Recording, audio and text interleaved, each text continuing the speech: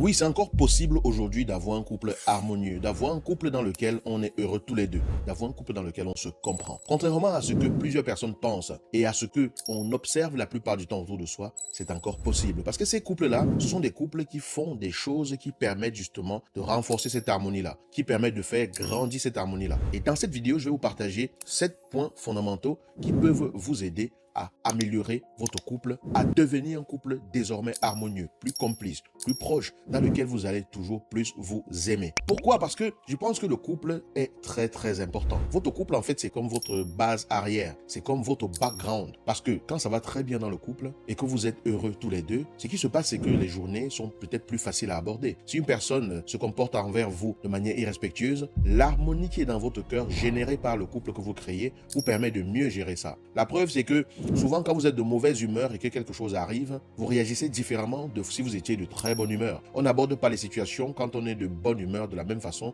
que quand on est de mauvaise humeur. Mais si votre humeur à la base pouvait être une humeur la plupart du temps agréable, je n'ai pas dit parfaite, parce que vous allez rencontrer des difficultés, vous allez rencontrer des désaccords, parfois des disputes. Mais la plupart du temps, si votre humeur est agréable, parce que vous avez créé quelque chose dans votre couple qui permet que cette humeur-là soit, ça va vous aider dans beaucoup de situations. Ça va vous permettre de rayonner différemment à l'extérieur. Mais comment est-ce qu'on fait pour construire ça? Je vais vous le dire dans cette vidéo.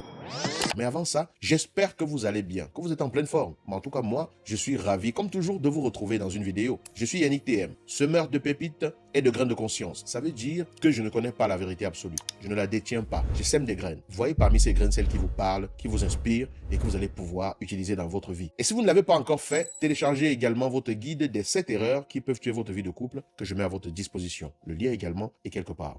Étape numéro 1, si vous voulez avoir un couple harmonieux et que vous voulez vraiment travailler à le construire consciemment au quotidien, c'est que vous devez y croire. Parce que plusieurs personnes aujourd'hui ne croient plus qu'on peut être vraiment heureux en couple. Parce que quand on observe autour de soi, dans beaucoup de couples, c'est de la dispute. Dans beaucoup de couples, c'est des mensonges. Dans beaucoup de couples, il n'y a pas vraiment de complicité. Dans beaucoup de couples, c'est plus des prises de tête. C'est plus des situations dans lesquelles on est plus stressé et plus anxieux qu'autre chose. Il y a des couples dans lesquels, quand on pense qu'on va rentrer à la maison, on est beaucoup plus stressé. On est plus content d'être dehors qu'être à la maison. Et les enfants, ils voient ça. Les gens autour de nous, ils voient ça. Et quand un enfant voit ça, ça ne l'inspire pas à se dire forcément, demain, je veux être en couple. Mais quand un enfant voit de l'harmonie, des parents qui s'entendent, des adultes qui s'aiment et qui, à partir de cet amour, impactent le monde, il se dit, j'aspire à pouvoir trouver peut-être quelqu'un demain avec qui construire ça. Du coup, y croire est important. Parce que si vous ne croyez vraiment pas que vous pouvez être heureux en couple, croyez-moi, ça va être compliqué que vous puissiez créer le bonheur dans votre relation de couple, que vous puissiez créer de l'harmonie dans votre relation de couple. Mais quand on y croit, on crée le chemin pour pouvoir y arriver. Parce que ce qu'on croit impacte directement ce qu'on fait pour y arriver. On raconte d'ailleurs l'histoire de cet élève qui s'était endormi en classe lors d'un cours de mathématiques, je ne sais plus, je ne sais pas si c'est une histoire vraie, mais je l'ai lu dans un livre d'ailleurs, Tony Robbins en parle également dans un de ses livres, dans Pouvoir illimité. Il s'endort en classe cet élève. Après la sonnerie retentit, il se réveille subitement, il se rend compte qu'il y a un exercice écrit au tableau, il le recopie. Il va à la maison, il travaille sur cet exercice et tout, et quand il revient au cours la prochaine fois, il a résolu l'exercice. Mais en fait, ce qu'il ne savait pas, c'est que c'était un exercice irrésolu du siècle. C'est un exercice pour lequel personne n'avait pu trouver de réponse. Mais il avait résolu cette équation-là parce qu'il ne savait pas que personne n'y était arrivé. Il ne savait pas que c'était peut-être impossible. Pour lui, il croyait et il savait qu'il faut le résoudre et il a tout fait et il a fini par le résoudre. Donc, quand on croit vraiment qu'on peut arriver à quelque chose, on crée le chemin pour pouvoir y arriver. Deuxième conseil pour bâtir un couple harmonieux, c'est de prendre ses responsabilités. Prendre ses responsabilités, ça ne veut pas dire se sentir coupable de quoi que ce soit. Ça veut dire je décide d'œuvrer vraiment, d'agir en me disant je suis en train d'agir pour bâtir mon couple. Imaginez par exemple, vous avez des fleurs chez vous. Là, par exemple, il y a une fleur. Vous voyez, il y a une fleur qui est là. Vous voyez, imaginez vous avez des fleurs chez vous. Mais si vous voulez que ces fleurs vivent et ne meurent pas, qu'est-ce que vous devez faire? Vous devez les arroser régulièrement. Mais pourquoi est-ce que vous les arrosez? Parce que vous apportez consciemment de quoi mettre la fleur à l'aise pour lui permettre de grandir. Vous agissez avec conscience. Vous agissez avec responsabilité parce que vous prenez la responsabilité d'acheter une fleur et vous prenez la responsabilité de l'arroser pour la faire grandir. Et c'est exactement la même chose. Si vous voulez que le couple marche, il est important de prendre la responsabilité de faire des choses pour que ça marche. C'était quand la dernière fois que vous avez posé une action pour arroser l'amour dans votre relation? Arroser l'amour, c'est tous ces trucs-là qu'on fait dans le but de nourrir l'amour. Prendre soin de votre couple, c'est également enlever tout ce qui peut parasiter et détruire le couple, comme on enlève ce qui peut parasiter et détruire une fleur. C'est enlever les mauvaises herbes, enlever toutes les bestioles là qui peuvent parasiter votre couple. Donc les conseils que les gens vous donnent pour vous intoxiquer, le fait de pouvoir vous comparer aux autres, le fait que ce soit des gens qui viennent pour pour décider ce qui se passe dans votre relation? Est-ce que vous veillez, vous également, dans votre comportement, à ce que les choses que vous faites, vous le fassiez avec responsabilité et que vous ne soyez pas toujours forcément en train d'accuser l'autre? Les couples qui réussissent sont des couples, justement, qui travaillent en conscience pour grandir leur relation, qui agissent pour arroser la relation. Le conseil numéro 3 que je pourrais vous donner pour améliorer les choses dans votre couple, en tout cas pour bâtir un couple harmonieux, c'est de devenir le type de personne qui peut créer ce genre de couple. Parce que vous ne pouvez pas avoir un couple que vous voulez ici et vous êtes ici. Pour que votre couple soit à ce niveau, vous devez être la personne qui est capable de monter jusque-là. Parce que le couple, c'est vous, votre partenaire et la relation que vous créez. Donc, il est important de devenir le type de personne capable de créer le type de couple que vous voulez. Et pour ça, il va falloir soi-même développer les comportements nécessaires pour avoir ce type de couple-là. Si on trouve qu'on est trop impulsif et qu'on comprend soi-même que c'est important d'apprendre à gérer ses émotions, on apprend à devenir le type de personne qui gère ses émotions. Si on trouve qu'on n'écoute pas assez et qu'on comprend que c'est important d'être capable d'écouter l'autre, on apprend à devenir le type de personne capable d'écouter l'autre. Donc la question c'est, quel type de personne devez-vous devenir pour être capable d'avoir le type de couple auquel vous aspirez? Êtes-vous prêt ou prête à être ce type de personne? Êtes-vous prêt ou prête à prendre la responsabilité de travailler pour déployer en vous justement ce type de personne-là? Il ne s'agit pas de dire l'autre doit devenir ci, l'autre doit devenir ça. C'est vous. Qu'est-ce que vous êtes censé devenir? Qui devez-vous être pour que votre couple soit harmonieux? Dites-moi dans les commentaires ce qui vous vient à l'esprit quand vous regardez votre vie actuellement, quand je vous dis ça. Quatrième conseil pour créer, renforcer, développer l'harmonie dans sa relation de couple, c'est de renforcer le lien. Renforcer le lien, ça veut dire renforcer votre connexion. Parce que le lien, c'est ce qui vous tient ensemble. Une relation, c'est un lien entre deux personnes. C'est un lien qui est plus ou moins solide, c'est un lien qui est plus ou moins fragile, c'est un lien qui est plus ou moins profond, c'est un lien qui est plus ou moins épais. Ça dépend de la qualité du lien, ça dépend de comment vous avez nourri le lien. Nourrir le lien, ça veut dire faire des choses avec vraiment conscience qu'on est en train de nourrir le lien. Par exemple, lorsque vous êtes en train de regarder la télévision comme ça, juste parce qu'il y a un film qui passe, c'est pas la même chose que si vous décidez un soir de passer un moment en tête à tête avec l'intention justement de partager ce moment-là. Si vous faites ça parce que vous avez compris que en faisant ça, je suis en train de nourrir le lien avec mon partenaire ou ma partenaire, ça change tout. Ce qui vous permet vraiment de nourrir le lien, c'est l'intention que vous mettez dans ce que vous faites.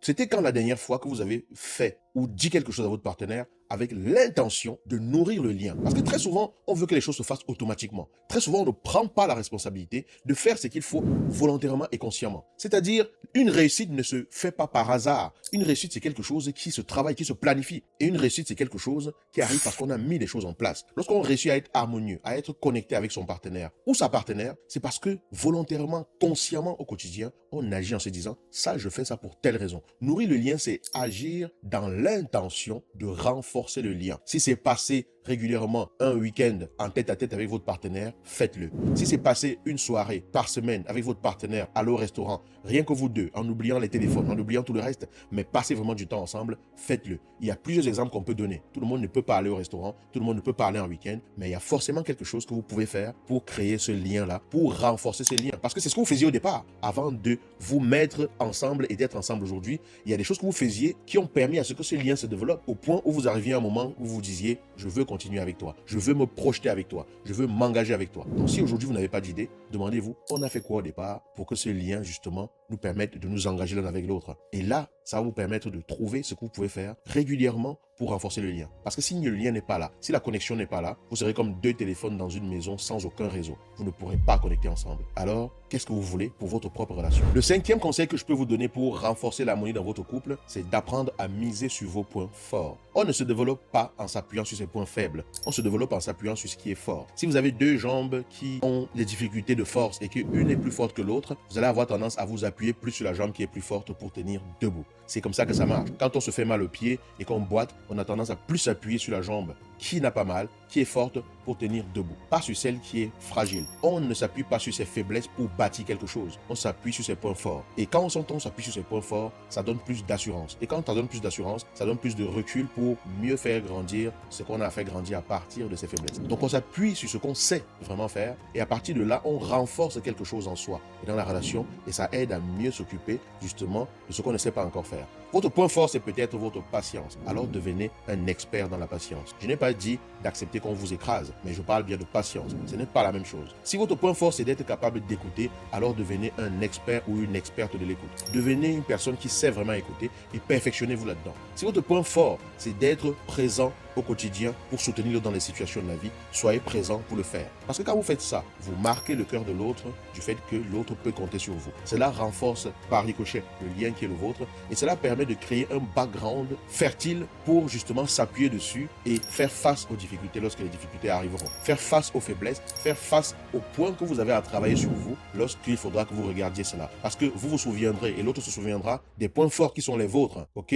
Lorsqu'il y aura peut-être des points faibles qui arriveront et ensemble, vous allez pouvoir faire face à cela. Est-ce que ça vous parle? Sixième conseil pour améliorer l'harmonie dans votre relation, c'est d'être patient. Parce que quand vous vous rencontrez, vous êtes deux personnes qui viennent de deux univers différents. Vous n'avez pas la même éducation. Vous ne voyez pas forcément le monde de la même façon. Et même si vous le voyez de la même façon, il y a en général des ajustements à faire. Vous avez besoin de prendre du temps pour vous connaître, pour vous comprendre, pour voir comment est-ce que chacun fonctionne. Et parfois, vous le découvrez dans des petites frictions. Vous le découvrez dans des petits désaccords. Parfois, il y a des petites disputes ou des conflits qui peuvent arriver. On ne souhaite pas forcément, mais ça peut arriver. Il est important de viser sur le long terme et surtout d'être dans une disposition d'apprendre ce que la situation vous enseigne. Parce que si on veut juste se battre, on n'apprend pas forcément, ou en tout cas, on n'utilise pas ce qu'on a appris pour pouvoir avancer. Donc, c'est important d'être patient comme quelqu'un qui est patient de voir une fleur fleurir, mais qui l'arrose tous les jours, qui la nourrit tous les jours, mais qui sait que ça finira par bourgeonner et donner des fleurs. Je ne vais pas en dire plus sur la patience, parce qu'on pourrait développer tout un chapitre là-dessus. Dites-moi, vous, qu'est-ce que vous pensez du fait d'être patient et de prendre le temps de vraiment construire sa relation? Le septième point, c'est un point absolument capital. Pour générer l'harmonie dans votre relation, il est important que vous veilliez sur vous personnellement. C'est-à-dire qu'il faut que vous travaillez sur votre propre harmonie personnelle. Il est important que vous preniez soin de votre bien-être personnel. Parce que n'oubliez pas une chose, votre couple n'est pas l'objectif de toute votre vie. En tout cas, je suppose que non. Mais votre couple fait juste partie de votre vie. Donc votre vie de couple, c'est un segment, c'est un département de votre vie. Votre vie a beaucoup d'autres départements, mais votre vie, elle est unique. Vous êtes en train de vivre une vie présentement qui est la vie que vous avez. Et l'important, c'est vraiment de comprendre que c'est capital, quand on vit sa vie, d'avoir une aspiration par rapport à cette vie-là, qui a un sens pour soi. Et le couple est censé entrer dans ce sens-là. Du coup, c'est important de prendre soin de soi, de prendre du temps pour soi, de savoir se ressourcer soi-même, de savoir soi-même faire des choses qui me permettent de me souvenir du sens élevé de ma vie, qui me permettent de me souvenir du fait que je ne suis pas arrivé sur cette terre juste par hasard. Vous n'êtes pas venu sur la terre juste pour être la femme ou le mari de quelqu'un. Vous avez été appelé à plus grand que ça.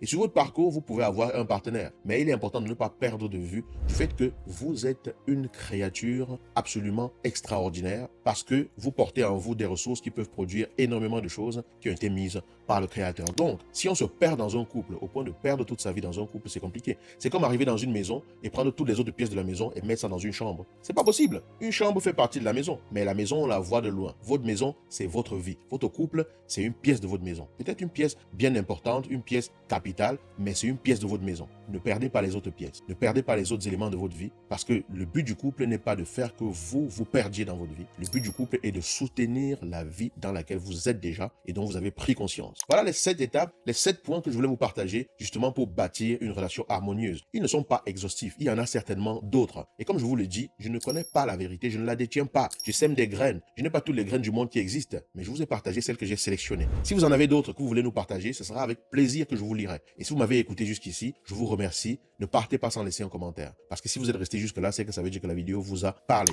Ceux à qui la vidéo n'a pas parlé, se sont déjà déconnectés depuis longtemps et ce n'est pas grave. Parce que je ne parle pas à tout le monde ici. C'est à vous que je parle.